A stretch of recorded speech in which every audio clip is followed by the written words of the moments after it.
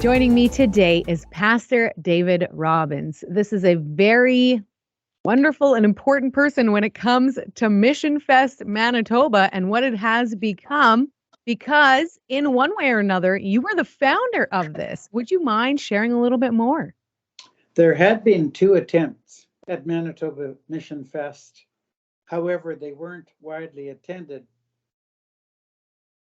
The Evangelical Ministries Fellowship that had been meeting for 20 years each month had decided that they would let the idea of the Manitoba Mission Fest drop.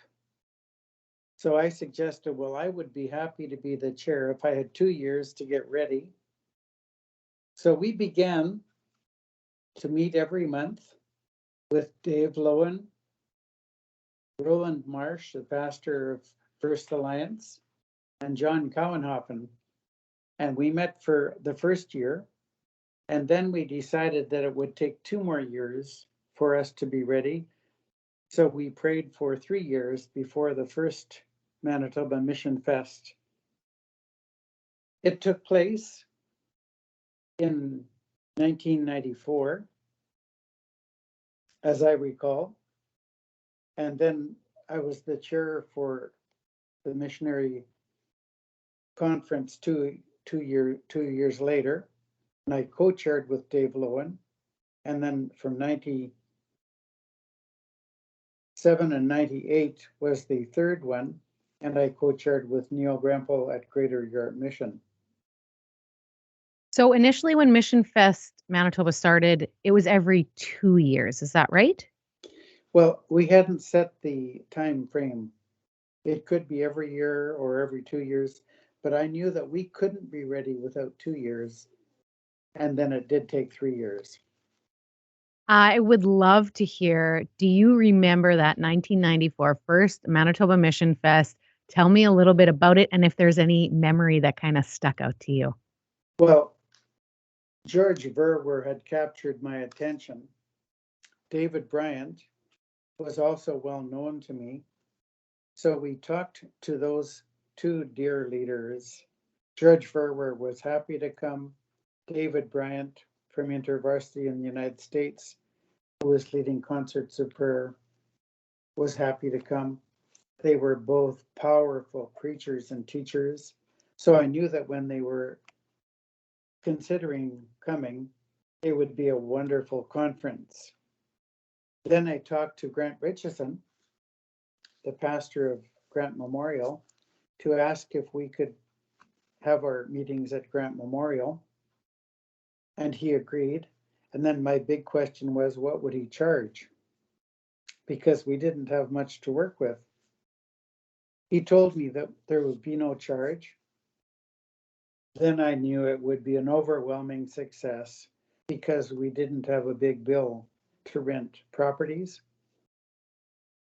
So we had a very strong youth focus as well at the Pentecostal church right beside Grant Memorial. And when George Verwer was announced, everybody wanted to come and meet him, of course. And David Bryant was equally powerful as a preacher. Was it a whole weekend or was it a one-day event? It was Friday, Saturday, Sunday. Nice. And we had lots of workshops. There was a great capacity for what we wanted to do. And because there was no charge for the facilities, we didn't have a problem with budget at all. So we had a major project with Child Evangelism Fellowship. It turned out so beautifully. In fact, George Verwer stayed at my house. Marilyn and I could welcome George and Drina.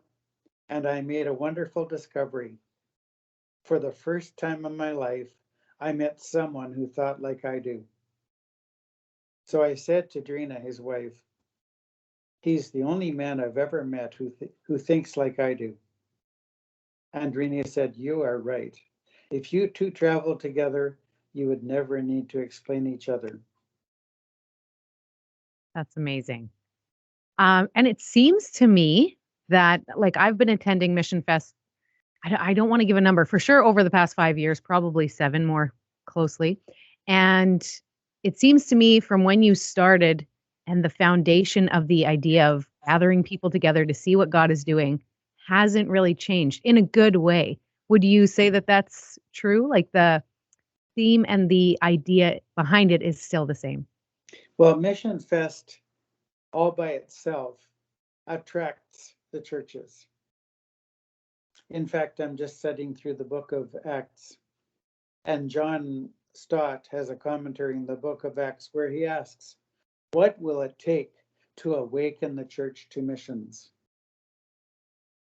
So I'm going to use that quote from John Stott because, in my opinion, if we could awaken the church to mission across this country, it would be the most wonderful gift we could give to our country.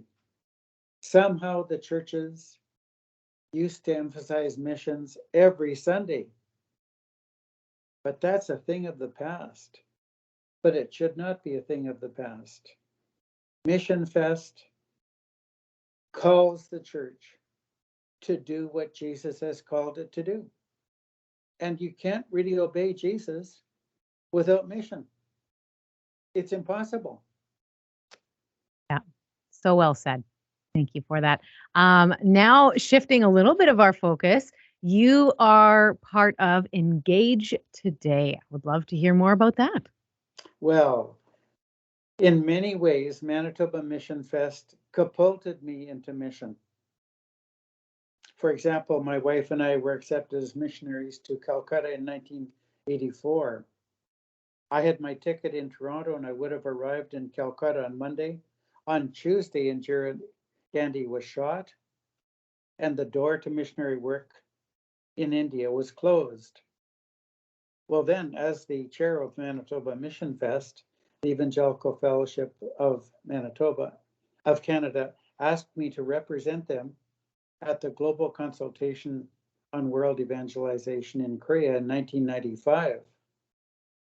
Well, that was overwhelming. 10,000 delegates came, 5,000 were leaders of Indigenous missions. They repeated like a staccato, oh, Brother David, come and help us. We could do so much. So I left my position as area minister with World Vision Canada that I was involved with for 17 years. And my wife and I sensed this was the time to start Engage Today.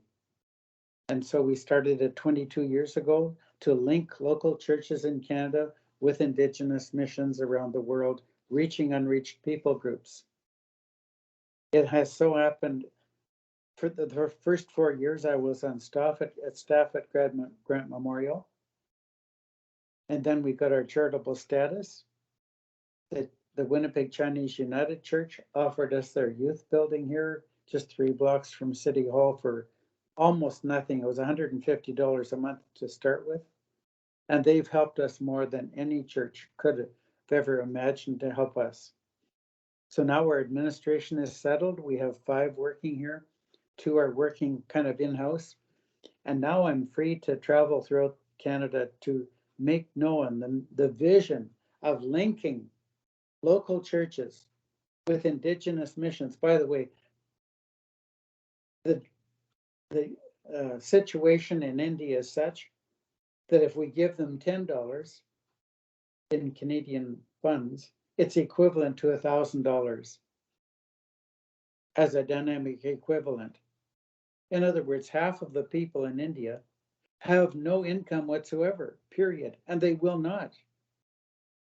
But if we help an Indigenous missionary who has come to Christ and is on fire for Christ, 85% have no formal training.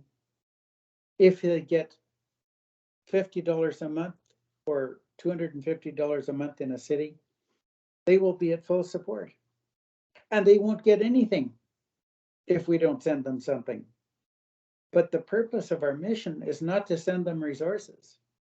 The purpose is to link local churches so they pray and understand about unreached people groups and link with the missionary in a way that they're pastoring that man and training that man and coming alongside that man. He needs our help, but he doesn't and does not want to have a cash cow. Yeah. So is that the main country that you work with then, India? Well, somehow the Lord has opened the door for me to go to 40 countries. It's just amazing how God has led. So we've Wow. done a lot in Uganda. We had 10 leadership seminars in Uganda. They were overwhelming. In fact, as far as I know, Alex Matella, our key contact there, has brought leadership seminars throughout the entire country, and Uganda is on fire for Christ. So Wow. we did a lot of work in Uganda. We've also seen the doors open in Indonesia. Lord willing, we'll be taking 2 teams to Indonesia in November. And the moderate Islamic government there has appointed a Christian in charge of the military. I mean, it's overwhelming what has happened in Indonesia, from heavy persecution and many Christians being killed maybe 13 years ago. So today we go in and out without any hesitation. It's amazing how God has opened doors. And Uganda is a staggering country. It's so huge and it has so many Islamic people, but they're maybe 10% Islamic and 90% animistic. So they're very reachable. And once they come to know Christ, they're on fire for Christ. That's so good. Are you going to be at Mission Fest this weekend? Yes, usually I'm not there because it's in the winter and I'm usually in India for 10 weeks. But Hmm. now I can be there for the missionary conference, and it'll be wonderful to see all the representatives and to meet the people. They come by our table and they ask for me, and usually I'm not there. My wife, Marilyn, is my home secretary. She provides homemade soup and homemade bread for our lunches here in the office. So if people come by our office, they get a nutritious lunch. My wife's been providing lunches for 22 years. So I'm the man that travels, and she's the sister who works as a home secretary. We did have 5 children. Now we have 11 grandchildren. So she's got lots to do. Yeah, wow. What a legacy. That's amazing. Well, you guys are going to have a booth set up for Engage today? Oh, yes. And we have our latest book. It's called Light Shining into Darkness. It's about 2 Indigenous leaders that we've walked with a lot in Nepal and in India. They've done tours across Canada. We have a commitment to visit the Indigenous leaders each year if we possibly can. In other words, we want to link the pastors in Canada. If there are many pastors who are hearing and you're over 50 years old and you want to give us 2 or 3 weeks of the year, you can come and train Indigenous missionaries and link with them so that your local church has somebody over there in a country where we couldn't send a missionary, but they're the best people possible to establish a work that's pervasive, that goes into the corners of the society. So good because it's from them, right? You know, Well, they it's grow up learning 4 or 5 languages. Well, right. they may not have any training, but how much intellectual acumen does it take to learn 4 or 5 languages? I'm Yeah. doing good with my one language that I speak. Sometimes I wonder if I'm very good at English, but I've studied 4 other languages and I don't use them. So Mm, I can only tell you what they say on the paper. I can't really tell you what they sound like. So mm, these Indigenous leaders are deceptively effective. They're mm. brilliant and they Amazing. keep on going. They're cheerful, they're grateful, they're humble. I call them the giants. So good. Are those books gonna be, for sale this weekend at your booth as well? Yes, for Okay, $20, you can take home a book. It's nice. by 2 Indigenous leaders. We compiled them. We don't show our names on them because we didn't rewrite them. But Yeah. when you read the story, you can hear their voices. We did pay handsomely to have them edited so that people could understand them. But really, it's in the languages of the Indigenous leaders. We have Mm, Philemon Chetri from Nepal. It's against the law to preach the gospel there. but he's been on the television for half an hour every week, all throughout the Nepali speaking world, on the channel that's owned by the government of Nepal. So you can't really use logic. I tell No. people when they come with me to India and we get off the plane, okay, don't use logic. If you try to use logic, you'll just be dumbfounded. So just watch what you see and try to digest it somehow, but don't by any means say that this is not logical, because it is illogical in India. And if you Interesting. travel on the airplane in India and you ask the neighbor beside you you've never met to before, what is the biggest problem in India? They'll invariably say corruption. In other words, India is riddled with dishonesty because the system has the top 50% who get everything and the bottom 50% who get nothing. Hmm. It's really a form of oppression that is not widely known, but we are determined to see India become a Christian nation because the lower schedule caste and the tribals are on fire for Christ, and no one will stop them now. Well, and what's so interesting that I only learned, this is embarrassing, but only a couple years ago, India has 1/8 of the entire world's population in it.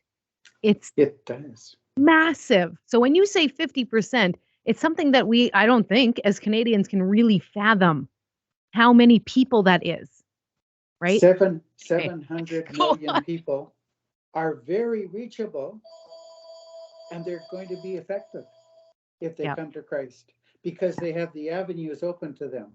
Yeah. So good. Well, if people want to talk more, as clearly I do, go and find Pastor David with Engage Today at the booth here at Missionfest Manitoba. It's going to be a really great weekend. I'm looking forward to it. Thank you so much for your time. I appreciate it. What a delightful joy to be with you today. Absolutely. Well, God bless you. And I hope that this weekend, is just amazing. Oh, thank you very much.